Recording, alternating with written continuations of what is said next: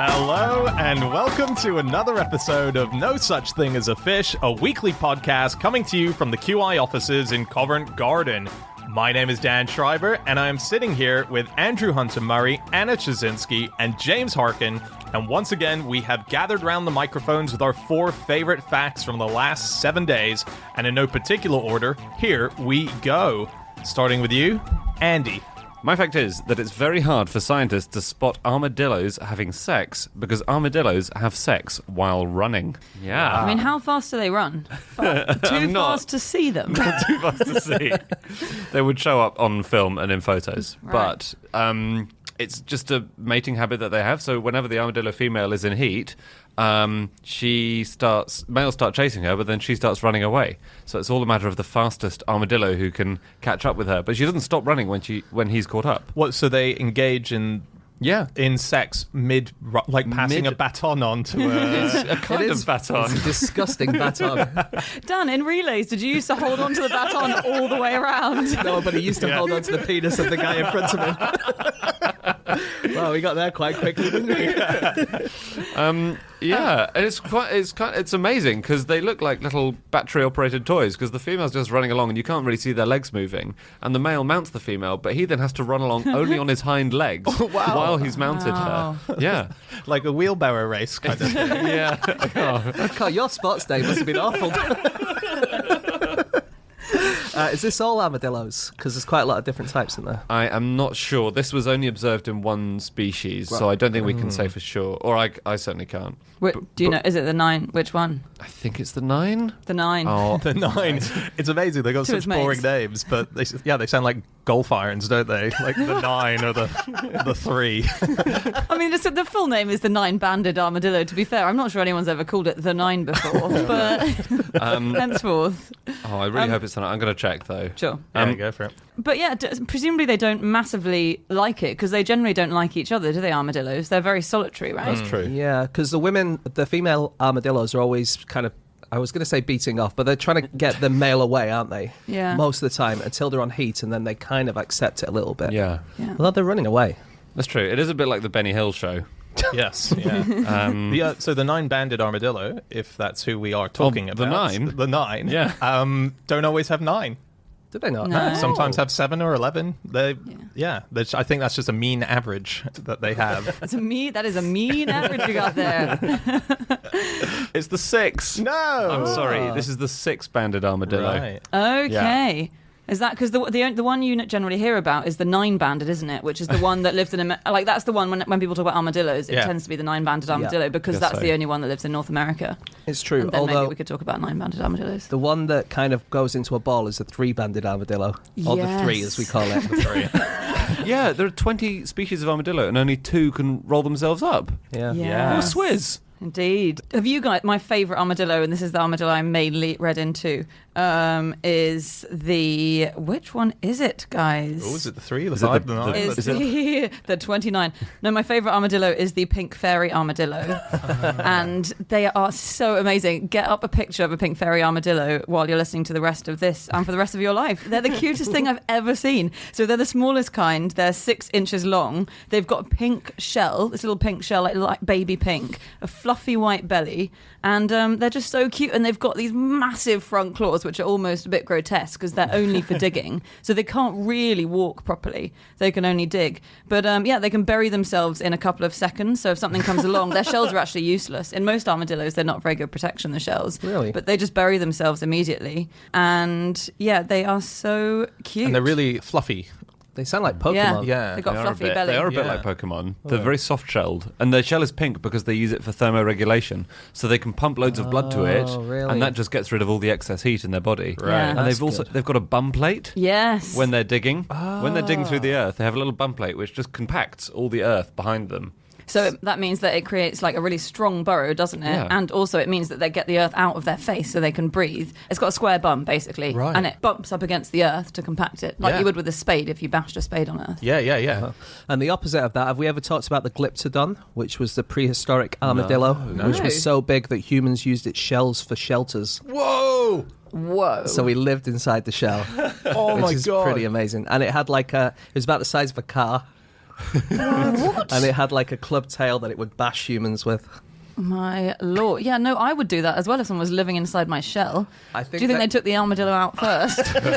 I think death took it out first, and then it was just... I don't know, actually. Maybe That is incredible. Because today, living inside your car is seen as a sign of someone who's down on their luck. Do you think in the old days living inside an armadillo shell was the same thing? Oh, he's living inside his armadillo shell. He's had a rough time. I reckon. Yeah. Have we ever lived in a shell outside of that? I can't think of an example of another animal where that's so cool. Yeah. You always find the most weird angles on things. I mean, probably not.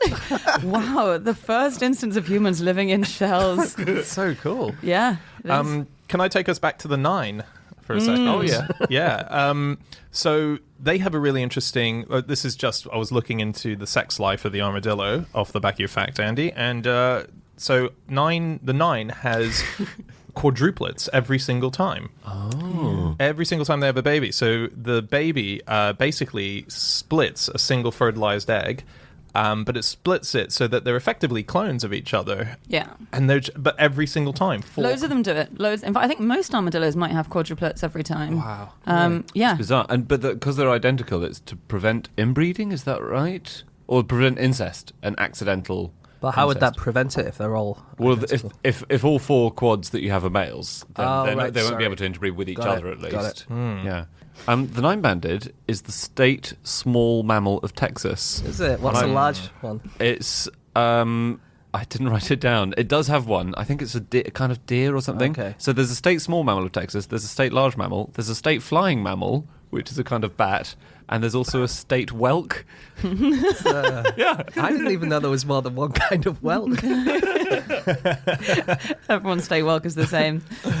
Something that's very cool about armadillos is that they have 2 ways of crossing water, and both are equally groovy. So they Tell us more, Nana. They inflate their stomach and intestines with air if they want to float. So they fancy looking at the view, and then they just float across the water, or they can deflate themselves and sink right down to the bottom, and then they just walk along the bottom using their claws, and they can hold their breath So for cool. 5 or 6 It's minutes. amazing. Do you think they have races? Like where Of course they do. Yeah, exactly. Yeah. It's like when there's 2 escalators in the tube going up, you always go one on each so that you can see who goes quickest. Do you? No? I thought there was usually one up and one down. Otherwise, how does No. everyone get down the stairs? So there's often 3 in tubes. Wow. And it's always 2 going up and 1 going down. And that's because people coming down, they come at a regular amount of time. But people going up, they all come off the train at the same time. So there's more Really? people at the same time. That's really interesting. Well, I think that's really interesting. I thought that makes more sense. I thought it was for rush hour. When, if there are loads of people going into the station, like at the end of the day, you'll have 2, you might have 2 going down you because... would occasionally do that, but almost always they have 2 going up. A whole lot of sense. Have we talked about the leprosy thing? No. So No, they have. but you should get that checked out. So they got the disease from humans. We know that. So this is Hansen's disease, Yes. as you're supposed to call it, but most people call it leprosy. Exactly. So they're native to the New World, the Americas. So when humans first arrived, we know that they brought over leprosy, Hansen's disease, with them at some point. Mm-hmm. But as a result, they're really good at carrying it because their body temperature is 34 degrees Celsius on the inside. And the leprosy bacterium loves that temperature. It's ideal for it. We're actually not ideal We're for the 37 or We're something. 37. Yeah. But for some reason, they live in our skin, the bacteria, which is a bit cooler, so they got can it. survive there. So a lot of people eat armadillo in Brazil, but unfortunately 60% of the armadillos in the forest have it. And it's okay as long as you cook it all the way through. But some people have the liver raw, so you can get leprosy that way. Or some people keep them in their homes to fatten them up. And obviously, the more close contact you have with an armadillo, the more likely you are. And actually, most humans are immune to leprosy. That's true. Aren't they? But the ones that aren't, You're buggered. you're buggered. Yeah. So I think the lesson is, I was always taught you can eat rare steak and rare lamb, but don't eat rare chicken and rare armadillo. I think that's all you need to take away from this, isn't it? Armadillo shells can rebound bullets, people have found out in America, to their detriment, which I find... It seems like most people are basically okay, but in 2015, a man was taken to hospital with injuries when he was woken up by armadillos, and they're a bit of a pest in America because they destroy your gardens. He was woken up at 3 a.m, so he went and shot the armadillo, and the bullet rebounded in him in the face. He was And okay. he survived. He was okay. Wow. Yeah, How's the armadillo? yeah. They don't know about the armadillo. They didn't find it afterwards. Oh. So they think it that might have gone implies away. it survived at least. It walked Does it? away. No, it could have ricocheted away into another garden. That's true. I don't know if that's how armadillos work. You're thinking of when you jump on a turtle in Super Mario and they go skating away. I was thinking of that, yeah. Yeah. I thought so. The walking underwater thing with the armadillo feels a bit risky to me. I would... Would you do the floating, though? Because it feels like with the floating, you're kind of at the risk of currents and stuff like that. Yeah, And I predators. guess so. You're much more exposed. Well, they can only hold their breath for 6 minutes. So I guess if you want to escape a predator, you could quickly deflate and sink But to as the long as you're bottom. never more than 3 minutes away from the edge of the river. I guess you'd it's have hard to know, though. That's the If problem. there's a river and you get to a big rock underwater. And you've got to take a Yeah. detour. There is a scene just like this in Mission Impossible 5. Is there- Yeah, there is. Spoilers. So Are you sure that's the 5? I thought that was the 9.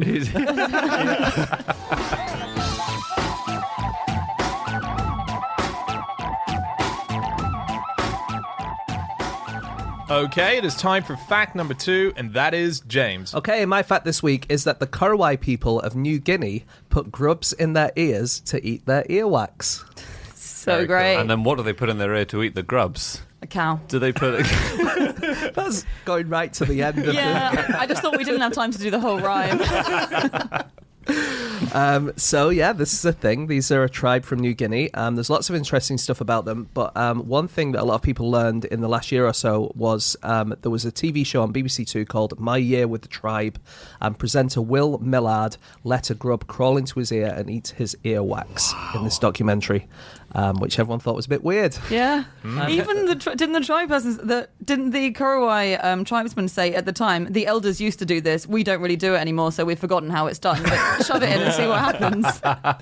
Maybe it is one of those things that you just get foreigners in and you just make them do stuff and Yeah. say that it's traditional. Is there a way of getting it out, though? It just slithers out itself, apparently. When it's and full. And it's slightly darker in colour, having eaten all your earwax. Wow. That's quite cool. And he said he could hear it eating it inside his ear, couldn't he? He was like, I can hear it Wow. munching away. Well, and it that just that pops would be out. the spot that you would get the You'd hear it best access best. to hearing. Yeah. I mean, that doesn't surprise me. Yeah, he's I really like Will Millard, I realised in the course of researching this. He's done lots of very cool stuff. But yeah, he went to Papua and lived with those people for a few months, I think. But he had an extremely bad time. He seems to have very bad luck. And he's actually got PTSD now from being basically I see. doing all these documentaries in these extreme places. But he said, at one of the points in Papua, he said, I made a serious error of judgment that saw me not on an ancient intertribal trade route, but trapped deep within a 400-mile square of uninhabited, snake-infested and extremely hostile forest. Oh my We God. crawled out a month later, lacerated and covered in infections. But yeah, he's had cerebral malaria. He's been, assaulted. He's been robbed at bow and arrow point, which is kind of a cool life experience. Yeah. It To is, overcome the trauma. It was a different program, wasn't it? But the Beeb got in a bit of trouble because the Korowai traditionally live in tree houses. Yeah. And the Beeb made a program all about them building the tree houses. And then it turned out that they'd sort of said, can you build us a tree house for this Well, program? that was Will Millard who had discovered it. Oh, really? That was when he went back and did this program, and they said when those last BBC guys came, they told us to build that treehouse, and he was the one who said, "Well, that's not on. I'm going to mention that. I'm Wow, really? afraid." But Yeah. so is it a myth? It's not a myth that they live in tree houses. No, they do. No. They do. So I don't think that's that So bad they- to ask them to build a tree house. Some of them, no. Those no. ones did not live in tree houses like that. They said we would never build tree houses that high. Right, And got it. Some of them live on the ground, but some of them, I think, still live in tree houses. There are Yeah. only about 4,000 Korowai people alive. Yeah. Yeah. There aren't very many of them, yeah. So there were rumours that the Korowai people sometimes engaged in cannibalism. Yeah. But they got asked about it, and they said, no, we would never eat a person. What we would eat is a kakua, which is a witch who takes the form of a person. yeah. And this doesn't happen anymore. But 10 years ago, it was in living memory. So it happened a few decades ago. And basically, A decade, in fact. A decade. Yeah. But the kakua is basically their version of germ theory. So they, like, when someone dies, they say, "Well, what's this?" And because germ theory is not very well known, they assumed it was a witch. So when a clan member was dying, he would whisper to his relatives the name of who he thought was the witch who had killed him. So Such a good way to take out someone who just kind of has been pissing you off for a I while. think this is a great deathbed practice we should adopt. But then it's very much open to abuse, isn't it? From the person who heard the whisper, the only person who heard the whisper. That's Of true. course.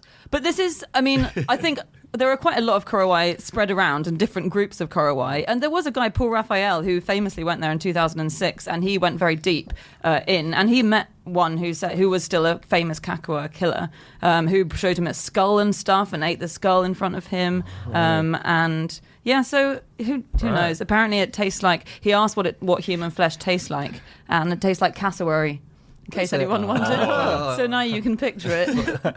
I've got something on earwax, but I don't know if you guys have more Korowai stuff. Yeah. In the Middle Ages, earwax was used to colour manuscripts in. Cool. Really? Yeah, or to colour the ink used for I manuscripts. was going to say for the ink, yeah? Yeah, it was partly earwax. Wow. And partly stale beer. What do you mean and- they mix the ink up with, and earwax is one of the ingredients? Yeah. Kind of thing? Cool. Yeah. So some of those ancient, beautiful documents will be partly earwax. Monk earwax, probably. Yeah. Some of the worst. Interesting you say about beer and earwax. We read once when we were researching for QI that if you put earwax in someone's beer, then all the froth will disappear from the top of the beer. And we tried to do it as an experiment on the show, but it didn't work. But it did enhance the taste. I don't think anyone actually drank it in the end. Whose earwax did you get? I can't remember. Yeah. I probably producer Piers Fletcher's earwax. But yeah, we did try it. But the right. idea is because it's got oil in, hasn't it? And the idea is that oil would kind of pop the bubbles a little bit. Okay. And was that a thing that monks did too? I don't think I they think- did they? I thought Mix that it with their beer? they sort of it was the well when they were painting the manuscripts it was the way they prevented bubbles from forming in the liquid they used. So the liquid was called glare, which was what they used to make the paints, and Right. supposedly to stop the froth forming on the glare, they put the earwax into that. Okay. So was earwax sort of a lucrative business to be in if you generated a lot? It's huge. It must be a traded thing, right? You know, I'm writing a book at I'm the not moment. sure it must be. I think everyone has a ready supply, don't they? Well, some people. I don't have think some you, people could, that- you can't yeah. corner the market in earwax though. No, but even, you could- even you the could- most productive earwaxer. I guess you could go house to house collecting people's earwax and Yeah. then selling a jar of it to Because the they monastery. had gong farmers, didn't they, who would collect people's poo for, Yeah. for fertilizer and stuff, and everyone has a plentiful supply of that. Yeah. You might as well That's get true. earwax at the same time, you're saying? Well, Yeah. I wonder where socially the gong firmer, dung collector, and the earwax collector are next to each other. I think they have Christmas parties together Yeah. because no one else invites them. We could have traded earwax, though, with the Far East. Because they've got different earwax to us, That's don't they? true. Which I don't think Yeah. we've mentioned before. But East Asian countries, so in China and Japan, Korea, there's a gene. The gene has changed, so their earwax is kind of powdery, and I think doesn't taste as gross. Well, because it's like powder in it doesn't have the bitterness that ours has, and it's not as gloopy. The Okay. vast majority. But whose taste? Is that a thing? No, I've actually just assumed that because I've read about it, and it doesn't Okay, right. contain the stuff that makes it ours makes sense, be so though, bitter. doesn't it? No, it makes sense. It just sounded like that was a thing that people taste. You know how like some people eat their boogers? No, but you know sometimes when you put your finger in your ear and you accidentally put your finger in your mouth and it's absolutely rank. yeah. They don't have that. Classic. Oh, you know when you accidentally put your finger in someone from East Asia's ear and then accidentally put that in your mouth afterwards? Wet willies. I'm not allowed back to Korea. Well, there were people who tasted earwax. There were doctors in ancient Greece. That was the whole theory, because it was all about the theory of the humours, you know, the different substances that made up your body. So Hippocrates said there were particular tastes for bodily fluids. So he would taste your earwax, your doctor, and he might lick your vomit. Or run his fingers through your phlegm to check the consistency. So he properly got up close and personal. cool. It's so unromantic. He ran his fingers through her phlegm. Do you know what's the most common living thing to get in your ear? An earwig. You would have thought, but they don't seem to do it as much. An ant. Larger, in fact. Little Spider. Spider. No, Big I'm going to spider. let A you wolf. know. It's Tiger. A monkey. Giant armadillo. please stop. Is it the 9? Is it 3? It's got to be 3. The furry little... The pink fairy. Pink fairy. It's the 12-banded cockroach. No, it's just a cockroach. Cockroaches love ears. Oh my goodness. Do they? And that's by far the most common creature to go in your ear. And it's because they've got this thing, and I'd never heard of this word. They've got positive thigmotaxis. And thigmotaxis describes how much you like the stimulus of touch. So some animals will have negative thigmotaxis. So they hate don't being want to be touched. touched. Okay. And cockroaches want their whole body to be touched all the time. So They're so needy, aren't they? So clingy. they love a massage. Full body massage every single time, never just the shoulders. Yeah. But that's why they love ears. So they go in because they like being in tiny little nooks and crannies. And that's why they'll always squeeze into little cracks in your house. And also they quite like the fatty acids. Do any of us know someone who's found a cockroach in their ear? I don't. None of my But, friends okay, have told me. Does anyone know anyone who's found anything in their ear? No. It's still not No. as common as the common cold. And also we don't really have cockroaches in this country very much. Do you not? Oh, okay. Not as much. Right. No, we don't, Dan, person who's lived here for about 14 years. I thought I had. I reported termites the other day in my house. Turns out they're not in England. What were they? The guy on the phone was like, "That's fascinating. I'll be over as soon as possible." And I was like, "Wow, he was keen." They were flying ants. Oh my gosh. Yeah. Just ants. I read on a BBC source that some of the earliest lip balms were made of earwax, and I don't believe it. I regret mentioning it Oh, now. thanks for bringing it. Are they saying like ancient Egyptians and stuff like that? Yeah, Or- but it would taste bitter. But what if they were Asian earwax? Doesn't that taste No, fantastic? but that's drier and crumbly. So It also that doesn't was, taste fantastic. You've taken the wrong thing from out. It does feel like someone's opened a tub of Carmex, thought, that looks a lot like earwax. Here's a rumour I'll spread on the internet. I read that in bits of Asia, so India and China, ear picking is seen as a nice pampering thing to do, really enjoyable. So much to the point where you can have it done on the side of streets. There's vendors. Yeah. People So who- luxurious, you can get it done on the side. As in, Yeah. so Yeah. there's such demand. It's a that's- career. It's yeah. a dying career, though. Because young people are more interested. They're always on their phones, and they don't want to have their ears picked by a stranger. in Wait a public. minute, you can be on your phone and have your ear picked at the same time. Yeah, that's very true. It's one of the few things you can do. Not if you're talking to two people at once on two different phones. Sure, I forgot Yes. you could use phones to phone people. But it's true. They have this whole set of picks, don't they? These Yeah. ear cleaning I've guys. got and an they- ear spoon at home. Do you? Right. Yeah, Right. yeah, and it lights up. What, so when you can what? see inside the ear when you're picking But stuff. you can't. What, does it have a mirror? No, to no, show you do it for other people. Like you said, it's like... yeah. But I don't use it, by the way. I just bought it as a But they- curio. But the thing is that cotton buds are being banned in the UK, so there's every chance that the ear spoon or the roving ear cleaner could make a comeback. Post-Brexit. No smartphones, but here's your roving ear cleaner. Thanks, Boris.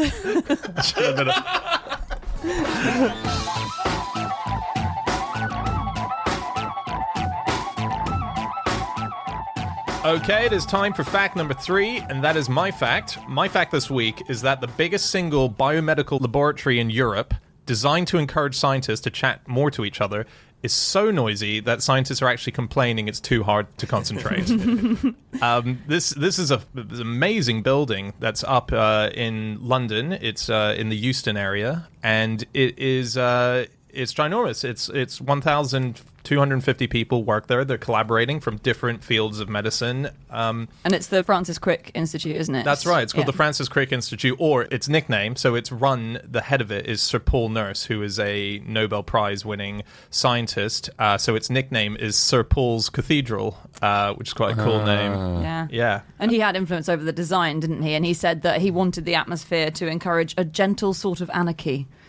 So yeah, you don't necessarily want scientists to talk to each other all the time, I suppose, is what we're saying. Sometimes you just need to be quiet and in a test tube, right? Yeah, well, I suppose the problem is it's I'm not in become- a test tube, sorry. Unless you're a test tube baby. Yes, then stay in your test tube. I think there's a difference between creating an atmosphere where people are there to work and collaborate, as well as creating a sort of cafe-like atmosphere where people just come because they know that that's where their buddies are going to be. So I think a lot of people are distracted when they're trying to do quiet work on an idea by PhD students coming in who've just graduated or so on, and having parties without not without actually having the party, but effectively grouped. So and this is not everyone who's complaining. It's working incredibly well, this place. It's not only like one it's person. not failed. It's literally one dude. Do you know what's underneath it? Underneath the... What, at Underneath the Euston? Francis Crick Building Institute. It's roundabout where Boudica was buried, supposedly. Oh, well, she's been joined, actually. Is it plague? Boudica, plague, probably some plague, sure. And also, so it's obviously named after Francis Crick, and his son, Mike, is still alive, and he donated Crick's California license plate into a time capsule, which is buried underneath the building. So at the ceremony, they buried it. Yeah. Is there a reason for that? I don't know. The license plate number was ATGC. Yeah. which Oh, I don't. yeah. So those are the 4 letters that make up DNA. So that's what that is. That's so clever. A, T, G, and C. Yeah. That's Cool. So that's underneath there. Which is what Crick did. Which Is it? This is all coming together. Was it Galton and No. Watson and Watson. Crick. Watson and Crick. They were Crick two. and Watson, as we tend to say it for some Watson. reason. And Rosalind Franklin. Yes. Rosalind Franklin, who's been left out of the history books. Very much to the an Pete extent. Best of The DNA. Yeah. Yeah. If Pete Best had secretly written all the Beatles songs. Yeah, which, according to my theory, he did. So this thing, is it all about open plan, basically? Yeah, it's an open plan office. To an extent, if you look inside, it's obviously got levels, but it's one of those ones where it all looks down into a big courtyard of desks, and everything seems to be open. Yeah, Because open plan is very... But it's kind of controversial now, right? In fact, I think most studies show that it's a negative thing, has a negative impact on work. Really? And it's very trendy, but I get really confused because people talk about open plan as if it's like a trendy, cool thing. And it seems so obvious to me, surely, the reason we have open plan, and it's generally in Britain and America, is that it's just a hell of a lot cheaper. Saves money on walls. It just saves a hell of a lot of money. You can squash way more people in. I think we just should stop pretending we're doing it for the good of our employees, for bonding and stuff, and be like, sorry, guys, we're cheap. Yeah, we have... How many rooms do we have in this building? We have 4. We should have a maximum of 4 members of staff here at any one time, and we should all get a room each. That's what they have in places like Germany and Scandinavia. Like, everyone will have a right to an Really? office because that's a better way to work. Well, the person who invented cubicles, he was called Robert Probst, and he thought that it would be like a dynamic... Everyone would have their area and it would be really dynamic and you could move around it and it would be really good for work. But of course, what happened was companies just made them smaller and smaller and smaller until it was the smallest amount that one person could work in. Yeah. And then obviously it had the opposite effect. Yeah. a friend of mine, their office is being relocated completely to a new place that is going to be this open plan layout, but they're taking it a step further now, where no one will have an assigned desk. It will be hot desking. Mm-hmm. And the theory behind that is that the idea is that's going to encourage more work because you want to get to work as early as possible to find a good seat next to an influential person, because everyone of every level is going to be sitting around this same desk. So if you want to get next to the boss Yeah. and get close to them, you arrive at 8:30 in the morning. I as never opposed thought to of- 9. What if the boss doesn't come until 10? It's the whole thing's a risk. You got to work out the rhythm, see when they arrive, all that sort of stuff. But in theory, that's Why would we just hide in the toilets watching The Office and waiting for the boss to arrive? But then lots of people hide in the toilets. You need more toilets. Everyone's just going to be following the boss into work like a horny armadillo. Massive conga line. I'd never heard that as a justification for hot desking, because everyone always claims that's a good thing, hot desking, and you don't have too much of your own. It is more efficient space. because you always do have a couple of people in a big office. You'll have X people who don't turn up, or who are ill, or who are traveling for business or whatever. So Yeah. there is but it's risky because people will leave food on their desk, or people will leave mugs, Leave books, don't books, they? Yeah. and personal items, and Yeah. Why are you looking at Dan? Why are you looking at me? no reason. So, Anna, you know how you stand up at your desk quite a lot? Yeah. I read that, according to a study, office workers could lose half a stone a year by standing up at their desks. That's why I'm actually in minus weight now. I weigh minus 2 stone. If I'd have stood up for the last 12 years that I've been working at QI, I would now weigh about 8 stone. I imagine that's how that works. Yeah, I think so. So I was looking up distraction and concentration and things like that. Yeah. So when you're concentrating, or when you think you're concentrating, it turns out that if you look at your brain activity, you're actually distracted quite a lot. So in between bursts of attention is the study described it as a searchlight that sort of shines on the thing you're reading or the thing you're studying, and then shines away again, just to see if there's anything more important or dangerous going on that you need to know about. So how often do you guess that happens, that the brain sort of scans the area and It's see? every 3 minutes. Okay. Every 45 seconds. It's 4 times a second. 4 times a second. It's no wonder you're not getting anything done. I genuinely, I'm not lying.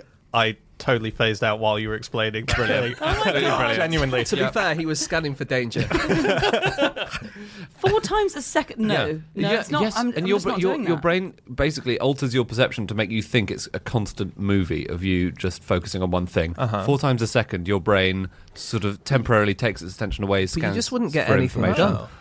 This is it happens. Yeah, that's cool. Very cool. But- weird. Okay, so each of these scan aways, they must be an absolute micro millionth. Yeah, of a it's second, short. right? It's not. It doesn't take like a quarter of a second, 4 times a second. Is it but stuff just like is- breathe, blink? No, it's not like that. I wish you hadn't zoned out while I'm explaining the thing. I'm not going to go back and say it again. I'll hear it on the podcast. Yeah. Can I found something about a laboratory Yeah? that I had never heard and I thought was super cool. Have we mentioned this before? We mentioned the special feces studying lab in the Soviet Union. So this was in the 1940s. The USSR developed a secret lab for studying world leaders' poo. And it was to find out stuff about them. And the justification that people have made, have backdated to it, is that we didn't really have CCTV or other ways of watching people, so we collected their poo instead. And this is genuinely, someone found this out a couple of years ago, going through these old archives. And Beria, Stalin's sort of right-hand man, Beria, was in charge of it. And it was a special department. And for instance, in 1949, they had special toilets installed for Mao when he came and visited. And they weren't connected to the sewers. They were connected to boxes underneath his loo, which they then collected and they went through it. And it was like if you found certain things, like apparently if you found amino acid tryptophan, it meant they were calm and approachable, and perhaps you could do a deal with them. And the theory was if there wasn't very much potassium in their poo, then they had a lack of sleep and might be a bit stressed, a bit tetchy. Give them a banana. Give them a bloody banana and they won't press the red button. But we know now that people are still doing this, right? So Kim Jong-un did it during the Singapore summit this year, brought his own toilet for exactly the same reason. Was that so they couldn't steal his poo and study it? Yeah. Yes, yeah. So he would have taken all of that back to North Korea when he left. Lucky Which them. I think is bizarre. Yeah. It is weird, but then we now know that there's a historical justification for it. Yeah. I always thought it was them just being paranoid, but I think it is them being paranoid. Okay. Oh, no, although... No, we you're know right. that they were doing it, and we Yeah. know now. Yeah. I bet you can learn way more from someone's poo. If there's a house guest visiting my place, I'm not ashamed to say, I'll analyse. Yeah. I do think you should be ashamed to say that. Why do you keep giving me bananas whenever I come round?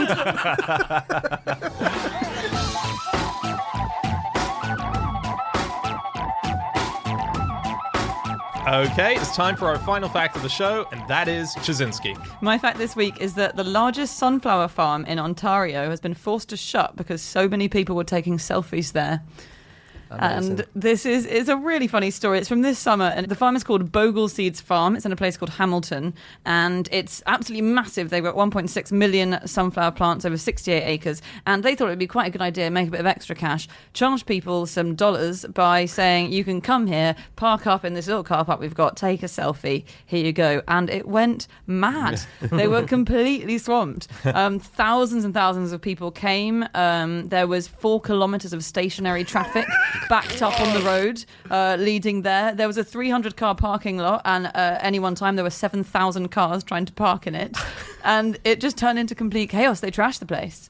And so they had to shut it. People were cutting off the tops of sunflowers. Someone said that one person urinated on one of the neighbours' bushes. It was bad. The pictures did look quite cool, didn't they? The pictures look really nice. Sunflowers are still pretty. They are. Yeah. Lovely photos of people weeing and fighting and smashing their cars. But on and- Instagram, that's not what the photos were. They were just nice pictures of people with sunflowers. That's true. I didn't see Yeah. a single weir. Apparently people brought ladders to this place so you can go into the field and then climb up a ladder so you can be poking out above the top of the sunflowers, which I think is quite clever. Well, and also maybe just because they're so tall, sunflowers, I can't believe how high they can get. Oh, yeah. They might Yeah. just want to get to the top. The largest that we have on record, this is a Guinness World Record, is 30 feet and 1 inch. That can't have been a happy sunflower, though. Why? Because it would be quite stressed, wouldn't it? Self-conscious. Everyone Yeah. around it's much shorter. Think about that. But surely you would... I wonder... They must grow to get more light, and if they need more light, they must be stressed, right? As in, yeah. So, for instance, 4-leaf clovers, they only grow if they're stressed 4 leaves because they need an extra leaf to get more light and more energy. Didn't know that. So usually when a plant does something weird, it's because they're stressed out. So now whenever we find a four-leaf clover, we have to go, oh, that's so sad, rather than thinking it's good That's luck. what I always do. Oh, God. Such a killjoy. 30 feet. Yeah. Yeah, I mean, they are so tall. How did he grow it? Did he plant it at the bottom of a well? Well, this is a guy who's managed to top his own record a few years in a row. So It's just a grow. I mean, do you have to have it trellised to something? They're quite strong. Yeah. But They are really you would. strong. They must We be used to have strong, but- sunflowers that Yeah, were but- super tall, and they didn't have any Really? But not 30 feet mounting. tall. I should just say that the reaction of the bogle seed farmers was negative to this chaos. So just to conclude the story, because you should really go on their website. So they closed down the farm. They said, we're not having anyone else here this year, although they are still selling seeds. But like, no one can come anymore. And you should go to the website because it's so aggressive. They've got about like 7 different notices saying, so they say, unfortunately, with the police involved, lots of capitals, they had to call the police.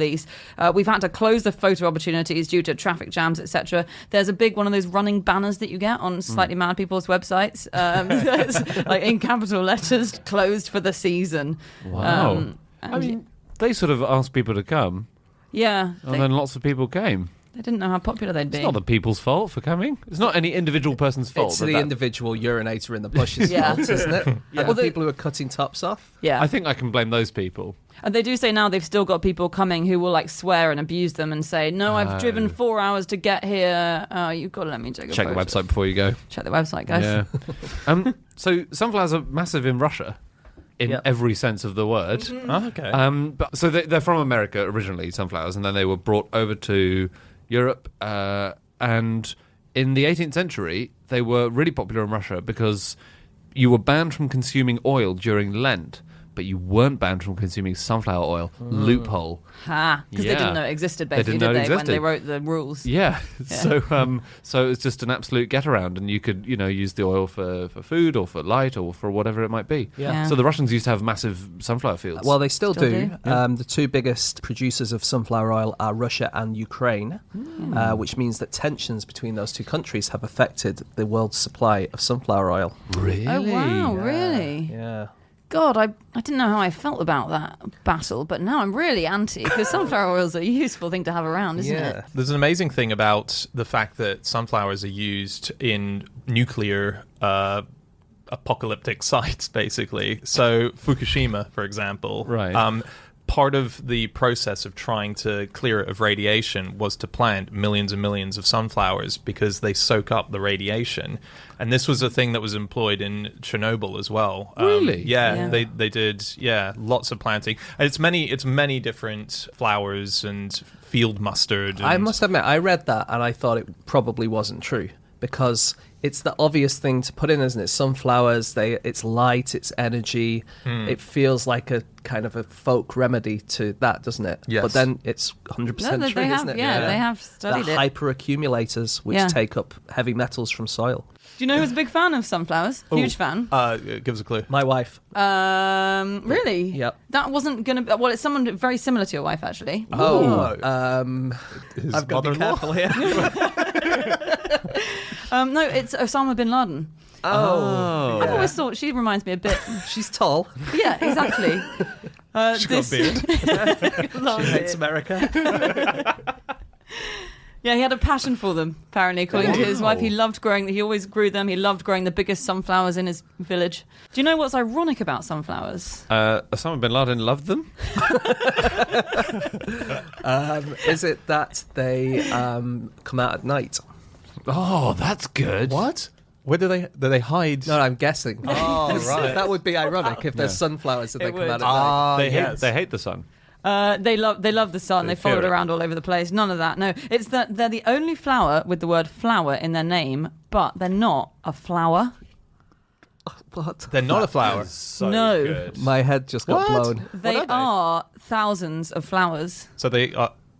So Right. each sunflower is actually thousands of little flowers. The definition of a flower is obviously like, the bit that has the reproductive organs. And on the sunflower, the bits that are called the disc florets. So if you follow the big yellow petals down, you then get all these little circular bits. Yeah. A bit more brown. Yes, exactly. The bit more brown bits. They have male and female reproductive organs, each one of those. So each little petal with a disc floret attached is a flower. Wow, so every time we see a sunflower now, we should call it a sunflowers. Exactly. Yeah. I will do that from now on. I know you actually will, won't you? I won't take the blame as for you're that. eating your panino.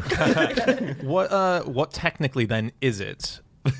It's a group of It's a flowers. group of flowers. It's a group of... That is going to be absolute. That's going to save me a lot of money. 'Cause I'm just going to be able to say, darling, I've got you 2,000 sunflowers. Hey, I've got another ironic thing Go on. about sunflowers. Yeah? This is about Van Gogh or Van Gogh.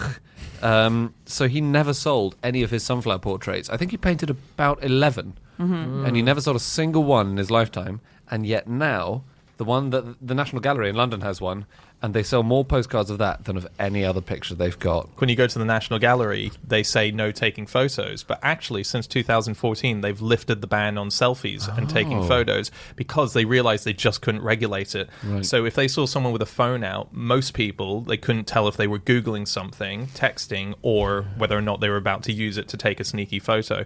So they do know that certain flashes and so on do actually affect paintings, but Right. they've only, with a few specific paintings, said now that is illegal to take a selfie with. But that's also ironic that a place with hundreds of self-portraits stops you from taking a self-portrait. Yeah. Yeah, apart from they don't anymore. They don't. The irony's been taken down. The irony used to exist, and it now does not. Yeah. That's another thing about the sunflowers. The painting is wilting. All the Van Gogh's sunflowers they're going brown very slowly. As in, because the ink is, or... Yeah, because he used a paint which degrades under light. Although, great news, it's not yet visible to the human eye. So everybody stop panicking. Wow, so the painting of sunflowers doesn't like the light. Brilliant. Love it. Oh, This is an Love irony it. special. past and present irony special. Yeah. Yeah.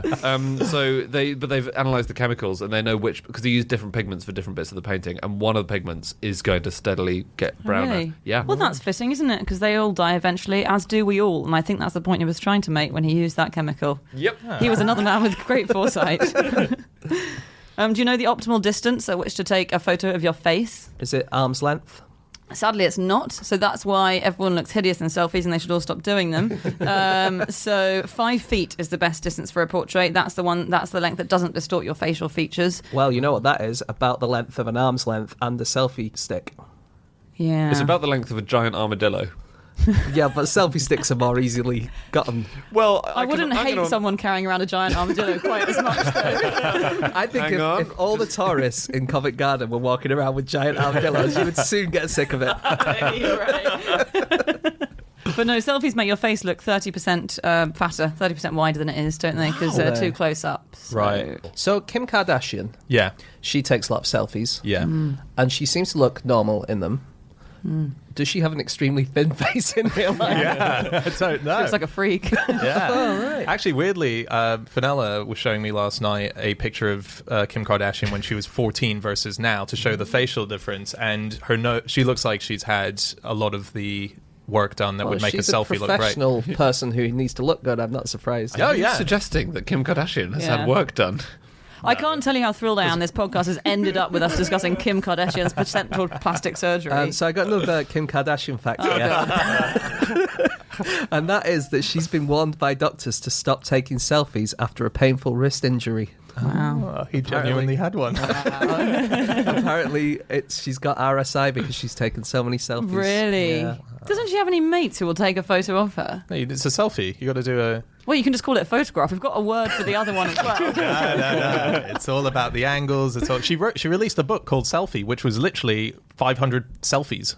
That was the whole book. Loved it. Absolutely loved it. Yep. Yeah. I've got a selfie fact here, which is that in Ohio, there was a man who was wanted by the police, and his name was Donald A. Chip Pugh. He was wanted by the Lemur police in Ohio, and so they put a picture out. Hang on. Hey, they're looking in the wrong place. Yeah. There's a county called Lima, I thought you Lima. meant the animal, the lemur police. The most adorable police in the whole country.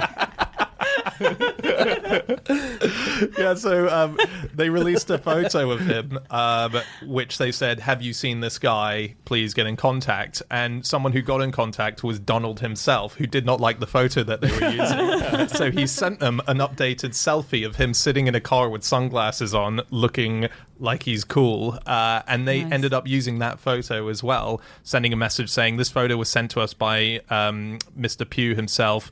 We thank him for being helpful, but now we'd appreciate it if he would come to speak to us about his charges." But yeah, they actually Do we know used what his happened shot. at the end? No, I haven't found an update. Are we sure you didn't just send them a picture of somebody else and think, oh, got away with that one?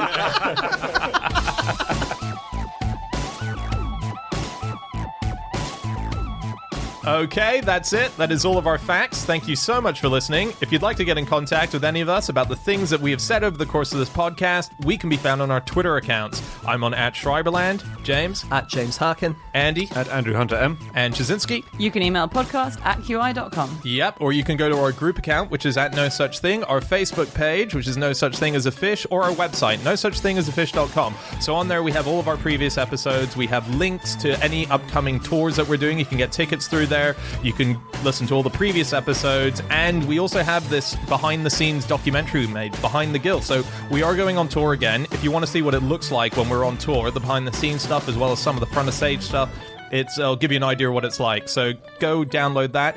We'll be back again next week. We'll see you then. Goodbye.